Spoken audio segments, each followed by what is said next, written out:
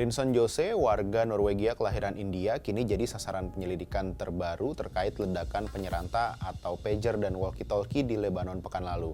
Jose dilaporkan menghilang saat perjalanan bisnis ke Amerika Serikat sejak 17 September.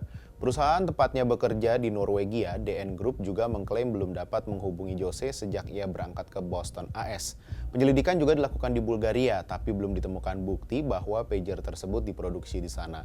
Lantas, siapa Rinson Jose dan benarkah punya kaitan dengan agen intelijen Israel Mossad? Diketahui penyelidikan asal-muasal penyeranta yang meledak di Lebanon dan menyebabkan puluhan warga tewas serta ribuan luka-luka kini mengarah ke perusahaan di Sofia, Bulgaria, dan sosok di belakangnya.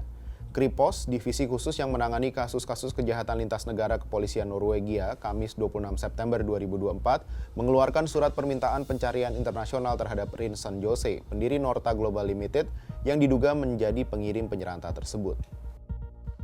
Jose menghilang ketika kasus ini mulai mencuat. Penyelidikan pada rantai pasoknya mulai mengarah pada sejumlah perusahaan, termasuk perusahaan yang didirikannya. Pria itu diketahui lahir di Kerala, India. Belakangan ia menjadi warga Norwegia. Jose sempat mengangkat telepon Reuters saat dihubungi pada 18 September, namun ia menolak berkomentar soal pengiriman penyeranta ke kelompok Hezbollah. Dia juga menolak berbicara soal bisnis miliknya di Bulgaria. Setelah itu, dia sama sekali tidak membalas panggilan telepon dan pesan teks yang dikirim berulang kali. Sejumlah laporan media lokal Bulgaria mengatakan Norta Global Limited memfasilitasi penjualan penyeranta itu kepada Hezbollah. Menurut catatan administrasi perusahaan lokal, kantor Norta berada di sebuah bangunan apartemen yang juga menjadi rumah bagi 200-an perusahaan. Yang jadi masalah saat ditelusuri tidak ada tanda-tanda Norta. Nah, ada yang janggal dari penyelidikan ini. Badan Keamanan Nasional Bulgaria justru mengeluarkan pernyataan berbeda. Mereka mengklaim Jose dan Norta Global tidak terlibat dalam kasus ini. Mereka menyebut setelah diverifikasi telah ditetapkan dengan jelas bahwa tidak ada peralatan komunikasi yang memiliki kesesuaian jenis dengan yang meledak pada 17 September, baik barang yang diimpor, ekspor, atau diproduksi di Bulgaria.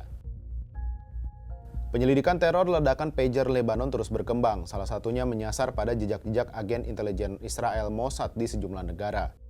Gara-gara Mossad ini juga hubungan Aljazair Maroko menegang. Pemerintah Aljazair memutuskan untuk mencabut kebijakan bebas visa bagi warga Maroko yang hendak masuk ke negaranya. Alasannya tidak hanya karena banyak disalahgunakan. Aljazair menuding Maroko terlibat mengorganisasi jaringan kelompok kriminal terorganisasi. Selain itu, secara spesifik, Aljazair menuding Maroko menyelundupkan mata-mata Israel ke Aljazair. Kolumnis The Cradle, Anis Rais, mengatakan meski seringkali menyebut diri sebagai pendukung Palestina, sikap Maroko ke Israel justru sering tidak bersesuaian dengan kenyataan. Maroko telah menikmati berbagai teknologi persenjataan dan intelijen Israel. Hubungan Israel-Maroko sebenarnya sudah terjalin cukup lama. Mengutip New York Times, setelah Raja Hasan II memerintah pada tahun 1961, dia memberikan izin kepada Mossad untuk mendirikan kantor di Maroko. Israel bahkan menyediakan persenjataan, melatih penggunaannya, dan memasok teknologi intelijen. Bahkan Israel mengatur tata kelola Badan Intelijen Maroko. Peristiwa 1965 akan dikenang oleh para pemimpin negara Arab dan militernya. Saat mereka bertemu di Casablanca, Maroko mengizinkan Mossad menyadap ruang pertemuan dan kamar pribadi pemimpin negara dan pemimpin militer yang hadir.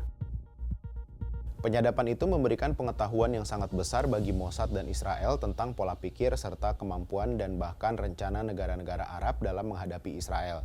Sadapan itu penting dalam persiapan Perang 6 Hari tahun 1967. Dari sini bisa diketahui betapa Mossad sedari lama telah mengantisipasi gerak-gerik calon lawannya. Sampai jumpa di Bahas Peristiwa berikutnya.